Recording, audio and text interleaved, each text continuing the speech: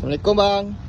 Assalamualaikum warahmatullahi. Bang, ni ke bang Mercedes yang 5,900 tu? Bukan. Habis yang mana bang? Jom ikut saya.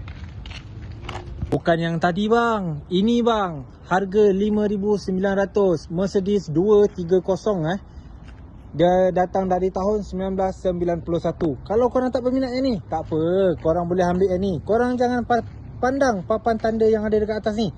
Harga dia pun sama juga. Panji nak jual dengan harga 5,900 sahaja. Tapi kalau korang nak yang cantik, yang tahun baru, yang harga special, condition memang tip-top, korang boleh ambil kereta ni. Mercedes-Benz C200 2.0 auto. Dia datang dari tahun 2015. Condition memang sangat-sangat cantik. Dia datang dengan warna putih. Cat masih lagi original daripada Mercedes sendiri. Korang tengok rim dia, masih lagi original.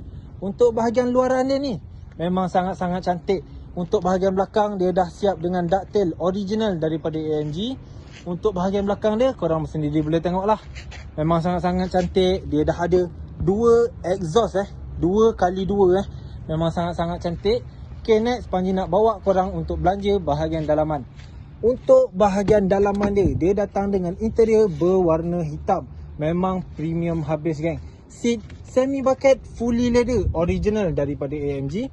Steering wheel multifunction original daripada Mercedes sendiri. Dia dah siap dengan Android player. Aircon sejuk, button dekat tengah-tengah ni masih lagi berfungsi dengan sangat-sangat baik. Tidak lupa juga geng, bahagian belakang dia geng, memang selesa habis. Memang sangat-sangat cantik geng. So, kalau korang berminat dengan kereta ni, korang bayar dekat Panji dengan harga 59,900 sahaja. Korang kena cepat. Stok ni hot selling Hot selling, memang sangat-sangat laris di pasaran.